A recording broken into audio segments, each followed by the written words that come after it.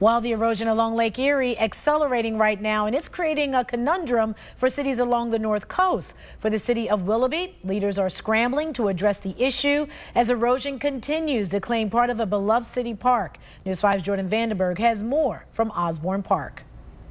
Just in the past couple of weeks, a massive chunk of the bluffs here at Osborne Park in the city of Willoughby has been eaten away by Lake Erie. You can see it behind me here. And just a few years ago, there actually used to be a beach on the other side of this dislodged concrete barrier. City officials say finding and financing a fix is a challenge, and the clock is ticking.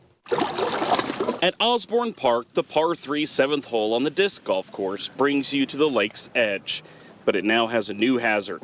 A disappearing fairway. This is a battle that none of us on the north coast is winning. Thought to last for decades, the erosion control measures that were put in lasted barely 2. The shoreline has been redrawn. It's been slowly going away. The concern and the erosion are rising. It's accelerating. There's a lot of it, and it's due to some high water issues that we've been having. We're 30 inches above the historic high of 1986. It's bad for here. I mean, we got a little bit more to go before we get, uninhabitable, at least down by the water. I know they put a lot of money into these parks to keep the erosion as far off as it can, but I know it's getting pretty bad. I couldn't even imagine what it is, owning a home on it. Earlier this year, Mayor Bob Fiala says the city sought quotes on a temporary solution. The quotes came back at more than $400,000, or 40% of Willoughby's general fund. We had a question to answer, and the question was, do we take almost half of our general fund budget that we normally allocate to police and fire vehicles, to service vehicles, and allocate that to a temporary solution here at Osborne Park?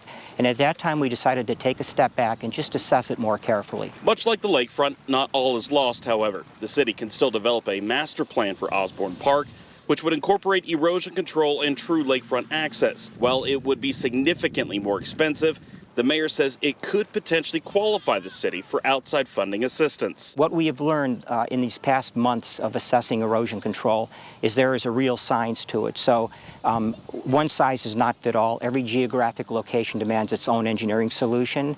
And if we are going to make a substantial investment here at Osborne Park, we want to make sure we have all the information we need to make the right decision and to make the investment worthwhile. Osborne Park brings you to the water's edge.